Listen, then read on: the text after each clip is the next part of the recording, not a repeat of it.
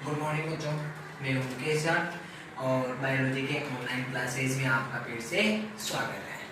अपने चल रहा है बेटा एंजाइम और आज हम पढ़ेंगे एंजाइम को इफेक्ट करने वाले फैक्टर्स। ठीक है, फैक्टर्स इफेक्टिंग एंजाइम एक्टिविटी। ठीक है, तो इसमें क्या है कि ओवरऑल 8 फैक्टर्स होते हैं जो एंजाइम एक्टिविटी को इफेक्ट करते हैं। ठीक है, उनको आज हम इस क्लास में डिस्कस करेंगे। ठीक है, तो सबसे पहला अपने फैक्टर है बेटा टेम्परेचर।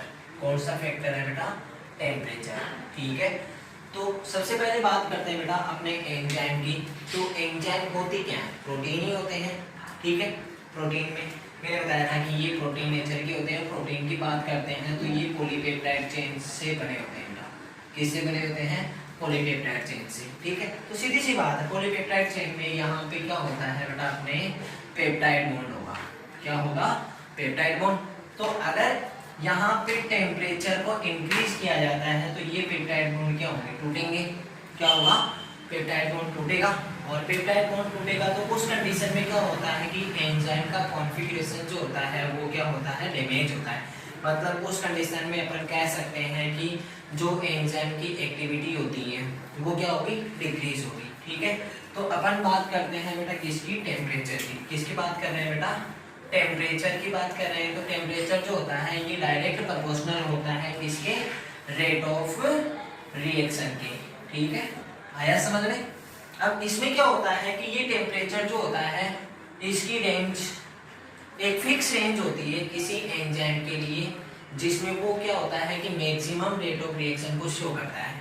और ये जो रेंज होती है वो होती है बेटा 20 to 35 डिग्री सेंटीग्रेड। इसे हम फेवरेबल रेंज मानते हैं, जिसमें क्या होता है कि एंजाइम की रेट ऑफ रिएक्शन मैक्सिमम होगी। ठीक है, फेवरेबल रेंज। अब इस रेंज से कम रेंज में भी रेट ऑफ रिएक्शन क्या हो जाएगी बेटा? कम। और इससे हाई रेंज में भी क्या होगा बेटा? रेट ऑफ रिएक्शन डिक्रीज होगी है। ठीक है, तो अगर मैं इसे क्या करता हूँ, इधर तो अपन रेट ऑफ रिएक्शन को मेंशन करते हैं। किसको मेंशन करते हैं? रेट ऑफ रिएक्शन को। ठीक है, और इधर मैं टेम्परेचर को मेंशन करता हूँ। ठीक है, तो इनके बीच में अगर मैं कर्व करें तो ये कर्व क्या होता है बेटा? ये इस टाइप का एक कर्व प्राप्त होता है। ठीक है, अब ये जो रेंज है यहाँ पे देखो, इस जगह पे रेट ऑफ रिएक्शन क्या है बेटा? मैक्सिमम होगी। क्या होगी? मैक्सिमम। और ये जो रेंज होती है अप्रोक्स 20 to 35 डिग्री सेंटीग्रेड है। ठीक है, इस रेंज से इधर है तभी रेट ऑफ रिएक्शन कम है और इससे ज्यादा है तभी रेट ऑफ रिएक्शन क्या होगी बेटा? कम होती है। आया समझ में? उसका रीजन बेटा कि कम टेम्परेचर में एंजाइम एक्टिवेट नहीं होते हैं। ठीक है, और हाई टेम्परेचर में एंजाइम का जो कॉन्फ़िगरेशन होता है वो डीनेचर होने की वजह से क्या होता है कि उसकी एक्टिविटी डिक्रीज होती है। तो ये फर्स्ट है बेटा अपने फैक्टर जो एंजाइम एक्टिविटी को इफेक्ट करता है, टेम्परेचर। ठीक है, डायरेक्ट प्रोपोर्शनल होता है। ठीक है, लेकिन रेंज में, रेंज कौन सी है बेटा? 20 to 35 डिग्री सेंटीग्रेड। इसमें क्या होता है कि अगर टेम्परेचर बढ़ेगा तो रेट ऑफ रिएक्शन बढ़ती है। ठीक है, इसे समझिएगा कि अगर टेम्परेचर की जो रेंज होती है 20 to 35 डिग्री सेंटीग्रेड में, अगर इस रेंज में अपन 10 डिग्री सेंटीग्रेड टेम्परेचर इंक्रीज करते हैं तो उस कंडीशन में क्या होता है बेटा? जो रेट ऑफ रिएक्शन होता है वो जस्ट क्या हो जाता है? डबल हो जाता है। क्या हो जाता है बेटा?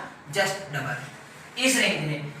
मतलब क्या है कि मान लो अगर कोई rate of reaction 20 degree centigrade पर जिस रेट से चल रही है उसका टेम्परेचर अगर मैं 30 कर देता हूं तो उसकी रेट ऑफ रिएक्शन क्या होगी बेटा? जस्ट डबल हो जाती है। ये हो गया बेटा अपने फर्स्ट फैक्टर टेम्परेचर। ठीक है, उसके बाद में आ जाता है बेटा सबस्ट्रेट कंसंट्रेशन। कौन सा आ जाता है बेटा? Substrate concentration. अब सबस्ट्रेट कंसंट्रेशन का आप इस तरीके से समझ सकते हो बेटा, सेकेंड फैक्टर है अपने सबस्ट्रेट कंसंट्रेशन। ठीक है, इसे समझो। यहाँ पे अपने पास में स्पेशल एंजाइम होता है और ये एंजाइम क्या करता है बेटा? किसके साथ में जुड़ेगा? सबस्ट्रेट के साथ में जुड़ेगा। किसके साथ में जुड़ता है बेटा? सबस्ट्रेट के साथ में, और सबस्ट्रेट के साथ जुड़कर ये क्या बना लेते हैं बेटा, एएस कॉम्प्लेक्स बना लेते हैं। क्या बना लेते हैं, एएस कॉम्प्लेक्स। ठीक है, और एएस कॉम्प्लेक्स आगे जाके क्या करता है बेटा, प्रोडक्ट में कन्वर्ट हो जाता है, और साथ में क्या फ्री हो जाता है बेटा, अपने एंजाइम फ्री हो जाता है। ठीक है, तो एंजाइम तो सेपरेट हो गया, ठीक है, लेकिन प्रोडक्ट यहाँ पे प्राप्त होता है। तो प्रोडक्ट बनना जो होता है, अमाउंट ऑफ प्रोडक्ट जो होता है वो डायरेक्टली किस पे डिपेंड करता है बेटा, सबस्ट्रेट पर। किस पे डिपेंड करता है, सबस्ट्रेट पर। इसका मतलब ये है कि किसी रिएक्शन में अगर कंसंट्रेशन ऑफ सबस्ट्रेट ज्यादा है तो उस कंडीशन में रेट ऑफ रिएक्शन भी क्या होगी, ज्यादा होगी। मिनरलाइज करने का काम सबस्ट्रेट ही करता है, तो इस कंडीशन में अपन कह सकते हैं बेटा यहाँ पे कि जो रेट ऑफ रिएक्शन जो होती है ये डायरेक्ट प्रोपोर्शनल होती है किसके, सबस्ट्रेट कंसंट्रेशन की। आया समझ में, मतलब सबस्ट्रेट कंसंट्रेशन जैसे जैसे इंक्रीज होती जाएगी वैसे वैसे क्या होता है बेटा, हमें रेट ऑफ रिएक्शन भी इंक्रीज होती जाएगी। ठीक है बेटा, उसके बाद में आ जाता है बेटा एंजाइम एक्टिवेटर। क्या आ जाता है बेटा, अपने एंजाइम एक्टिवेटर। ठीक है, ये अपन उसमें भी पढ़ चुके हैं बेटा, किसमें, स्ट्रक्चर, इसके मैकेनिज्म में। ठीक है, एंजाइम एक्शन की मैकेनिज्म पढ़ी थी। ठीक है, और स्ट्रक्चर में भी इसे अपन ने डिस्क्राइब किया था। तो ये एंजाइम एक्टिवेटर क्या होते हैं बेटा, एंजाइम एक्टिविटी को इंक्रीज करते हैं। क्या करते हैं बेटा, एंजाइम एक्टिविटी को इंक्रीज करते हैं। मतलब यहाँ पे भी क्या हो जाएगा बेटा, जो एंजाइम एक्टिवेटर होते हैं, क्या होते हैं, एंजाइम एक्टिवेटर, ये भी क्या करते हैं बेटा, इंक्रीज करते हैं किसको, रेट ऑफ रिएक्शन को। आया समझ में, एंजाइम एक्टिवेटर क्या करते हैं, एंजाइम को एक्टिवेट करेंगे, उस कंडीशन में रेट ऑफ रिएक्शन इंक्रीज हो जाती है। तो ये हो गया बेटा एंजाइम एक्टिवेटर का कंप्लीट। ठीक है, उसके बाद में फोर्थ फैक्टर है बेटा हाइड्रेशन। क्या है बेटा, हाइड्रेशन। अपने फोर्थ फैक्टर है हाइड्रेशन। हाइड्रेशन माने क्या होता है, इसे समझो। ये है बेटा सेल, सेल में न्यूक्लियस, और ये यहाँ पे क्या है बेटा, इसका साइटोप्लाज्म। क्या है बेटा, साइटोप्लाज्म। ठीक है, अगर साइटोप्लाज्म मच अमाउंट में है, मतलब इसमें क्या है बेटा, वाटर मॉलिक्यूल मच अमाउंट में प्रेजेंट होगा। वाटर मॉलिक्यूल मच अमाउंट में प्रेजेंट है, मतलब ये सेल मेटाबॉलिकली एक्टिव है। ठीक है, लेकिन यहाँ से अगर मैं कहूँ कि वाटर मॉलिक्यूल रिड्यूस हो गया, ठीक है, मतलब इसके कंसंट्रेशन इंक्रीज हुई साइटोप्लाज्म की, उस कंडीशन में इसकी मेटाबॉलिक एक्टिविटी भी डिक्रीज हो जाएगी। ठीक है, तो सीधा सीधा अपन यहाँ पे कह सकते हैं कि वाटर मॉलिक्यूल अगर प्रेजेंट है तो उस कंडीशन में रेट ऑफ रिएक्शन क्या होगी बेटा, मैक्सिमम होगी। ठीक है, और अगर किसी रिएक्शन में वाटर मॉलिक्यूल एब्सेंट है तो उस कंडीशन में रेट ऑफ रिएक्शन जो होती है वो क्या होती है बेटा, डिक्रीज होती है। तो ये हाइड्रेशन माने यही हो गया बेटा कि वाटर मॉलिक्यूल जो होते हैं ये डायरेक्टली इफेक्ट करते हैं रेट ऑफ रिएक्शन को। ठीक है, मतलब समझ में आया कि जो रेट ऑफ रिएक्शन होगी वो क्या होती है बेटा, इंक्रीज होती है। कब, वाटर मॉलिक्यूल की प्रेजेंस में। ठीक है, और same as rate of reaction जो होती है वो क्या होती है बेटा, डिक्रीज हो जाती है। कब, जब वाटर मॉलिक्यूल क्या होते हैं बेटा, एब्सेंट होंगे। ठीक है, वही hydration, it means water molecule directly effect करते हैं रेट ऑफ रिएक्शन को। ठीक है, उसके बाद में आ जाता है बेटा अपने पीएच। क्या आ जाता है बेटा, पीएच। ओके, अब ये क्या है बेटा, एंजाइम की बात करते हैं तो आपने इनकी प्रॉपर्टीज पढ़ी होगी। ठीक है, प्रॉपर्टीज में मैंने एंजाइम ऑप्टिमा पढ़ाया था।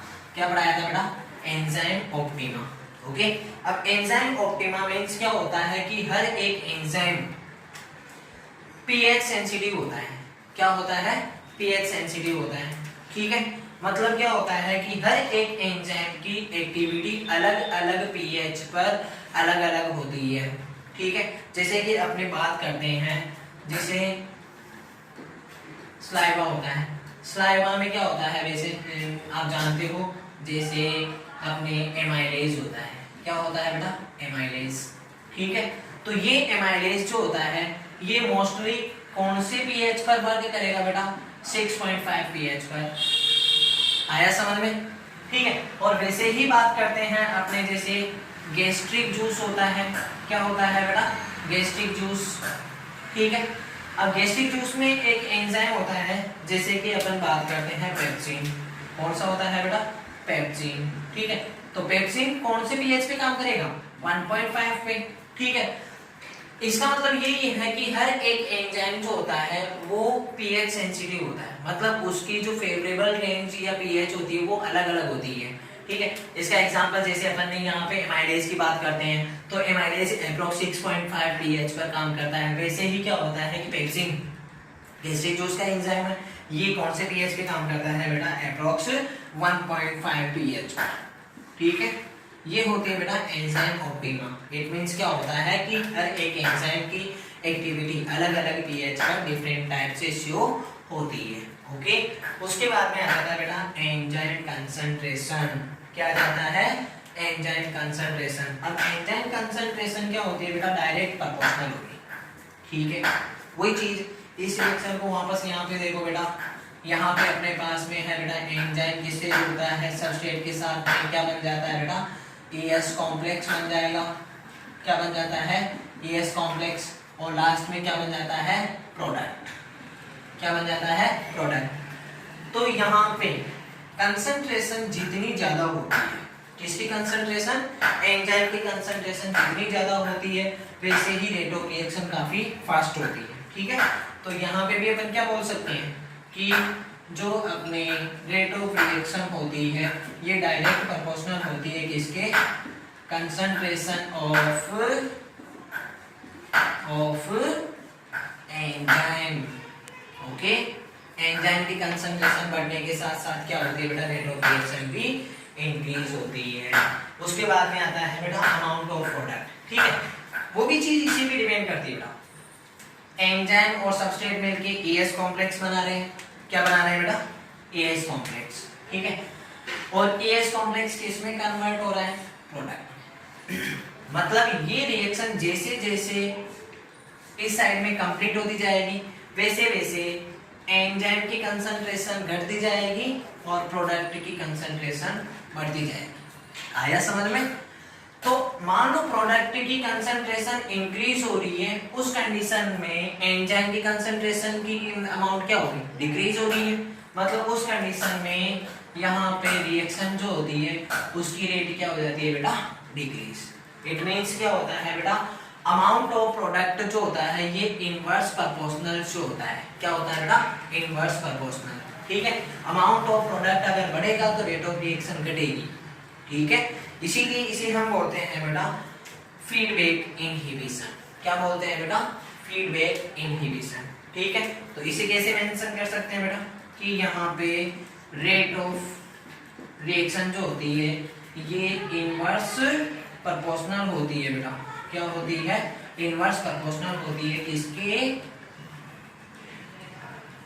Amount of product. प्रोडक्ट बढ़ने के साथ साथ क्या होगा बेटा? इसकी रेट ऑफ रिएक्शन भी डिक्रीज होती जाती है। और सबसे लास्ट है बेटा अपने एंजाइम इनहिबिटर्स। कौन सा है बेटा? Enzyme inhibitors. एंजाइम इनहिबिटर्स क्या होते हैं बेटा? ये बायोलॉजिकल पॉइजन होते हैं। क्या होते हैं बेटा? बायोलॉजिकल पॉइजन होते हैं जो किसी सेल में मेटाबॉलिक एक्टिविटी के टाइम ड्यूरेशन में प्रोड्यूस होते हैं। ठीक है। मतलब ये मेटाबॉलिक प्रोडक्ट होते हैं और क्या करते हैं? रेट ऑफ रिएक्शन को डिक्रीज करते हैं। ठीक है। मतलब एक तरीके से अपने सेल एक्टिविटी को स्टॉप करने का काम करते हैं। इसीलिए इन्हें क्या कहते हैं बेटा? अपन बायोलॉजिकल पॉइजन्स कहते हैं। ठीक है। तो ये एंजाइम इनहिबिटर्स बेटा दो टाइप के होंगे। कितने टाइप के होंगे? 2 types of enzyme inhibitors. First है कॉम्पिटिटिव। कौन से होते हैं बेटा? कॉम्पिटिटिव। कॉम्पिटिटिव का मतलब क्या होता है कि ये कंपटीशन करते हैं किसके साथ में? सबस्ट्रेट के साथ में। क्यों? क्योंकि ये इस टाइप के एंजाइम इनहिबिटर्स क्या करते हैं? एंजाइम की जगह पे सबस्ट्रेट के साथ में जुड़ के रेट ऑफ रिएक्शन को डिक्रीज करते हैं। ठीक है। तो यहाँ पे अपन मान लेते हैं बेटा जैसे ये तो है अपने पास में सबस्ट्रेट और ये है बेटा एंजाइम, ठीक है। तो नॉर्मली क्या होता है, नॉर्मल कंडीशन में क्या होता है कि सबस्ट्रेट एंजाइम के साथ जुड़ता है और क्या बना लेता है, ES कॉम्प्लेक्स बनाएगा और रिएक्शन कंप्लीट होनी है नॉर्मल कंडीशन में। लेकिन क्या होता है कि कभी कभी सेल में मेटाबॉलिक प्रोडक्ट जो होते हैं उनमें कुछ इनहिबिटर्स भी बनते हैं। क्या बनते हैं बेटा, इनहिबिटर्स। अब ये इनहिबिटर्स क्या करेंगे बेटा, सबस्ट्रेट को एंजाइम के साथ में बाइंड होने से रोकते हैं। किसको, सबस्ट्रेट को एंजाइम के साथ बाइंड होने से रोकते हैं और खुद इनहिबिटर्स किसके साथ में बाइंड हो जाते हैं बेटा, एंजाइम के साथ बाइंड होते हैं, ठीक है। तो उस कंडीशन में ये एंजाइम के साथ बाइंड होकर क्या करते हैं, इस रेट ऑफ रिएक्शन को क्लोज करते हैं या रेट ऑफ रिएक्शन को डिक्रीज करते हैं, ठीक है। तो कॉम्पिटिटिव इनहिबिटर्स मींस इस टाइप के इनहिबिटर्स क्या करते हैं, अपने सबस्ट्रेट के साथ में कंपटीशन करते हैं, किसके साथ जुड़ने के लिए, सबस्ट्रेट एंजाइम के साथ जुड़ने के लिए, ठीक है। मतलब this type of inhibitors compete with substrate to bind with enzymes, ठीक है। इस वजह से क्या होता है कि रेट ऑफ रिएक्शन भी डिक्रीज होती है। सेकेंड है बेटा अपने नॉन कॉम्पिटिटिव इनहिबिटर्स। कौन से हैं बेटा, नॉन कॉम्पिटिटिव इनहिबिटर्स। अब ये इनहिबिटर्स कंपटीशन नहीं करते सबस्ट्रेट के साथ में जुड़कर, ये क्या करते हैं, डायरेक्टली जो एंजाइम होते हैं इन एंजाइम के केमिकल स्ट्रक्चर को ही डैमेज कर देते हैं। आया समझ में, क्या करते हैं, ये एंजाइम की केमिकल स्ट्रक्चर को ही डैमेज कर देते हैं। तो क्या होगा उस कंडीशन में, ये एंजाइम सबस्ट्रेट के साथ जुड़ के ES कॉम्प्लेक्स नहीं बनाएगा और आगे की रिएक्शन जो होती है वो कंप्लीट नहीं होती है। तो दो टाइप के एंजाइम इनहिबिटर्स हो गए, कॉम्पिटिटिव और नॉन कॉम्पिटिटिव। कॉम्पिटिटिव माने जो एंजाइम के साथ जुड़ने के लिए सबस्ट्रेट के साथ कंपटीशन करते हैं और उस कंडीशन में सबस्ट्रेट एंजाइम के साथ बाइंड नहीं होता है, इनहिबिटर्स बाइंड होता है, इस वजह से वो एंजाइम एक्शन जो होता है वो कंप्लीट नहीं हो पाता है। मतलब उस कंडीशन में रेट ऑफ रिएक्शन क्या होगा बेटा, डिक्रीज होता है, ठीक है। सेकेंड है नॉन कॉम्पिटिटिव। नॉन कॉम्पिटिटिव का मतलब क्या होता है कि ऐसे एंजाइम इनहिबिटर्स जो क्या करते हैं, डायरेक्टली एंजाइम की केमिकल स्ट्रक्चर या कॉन्फ़िगरेशन को चेंज करने का काम करते हैं, ठीक है। उस कंडीशन में एंजाइम किसके साथ में नहीं जुड़ पाएगा बेटा, सबस्ट्रेट के साथ में नहीं जुड़ पाएगा और वही फर्दर रिएक्शन कंप्लीट नहीं हो पाती है। मतलब क्या होगा उस कंडीशन में रेट ऑफ रिएक्शन जो होती है वो क्या हो जाती है, डिक्रीज हो जाती है। आया समझ में। तो ये है बेटा फैक्टर्स अफेक्टिंग एंजाइम एक्शन, ठीक है। अब इसमें आप लोगों को मोस्टली क्या है बेटा, दो टाइप के फैक्टर्स को अच्छे से समझना है। एक तो आता है बेटा इसमें टेम्परेचर।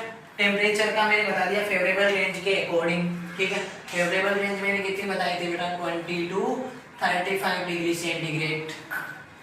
इस रेंज में अगर टेम्परेचर बढ़ता है तो उसमें रेट ऑफ रिएक्शन क्या होगी बेटा, इंक्रीज होती है। तो इसके लिए मैंने क्या बताया था, ठीक है। ये इस टाइप का कर्व बनता है, ये इसका फेवरेबल रेंज है, ठीक है। इसे हम फेवरेबल रेंज मानते हैं, ठीक है। तो इसमें क्या होता है बेटा, रेट ऑफ रिएक्शन क्या होती है, जस्ट डबल हो जाती है, ठीक है।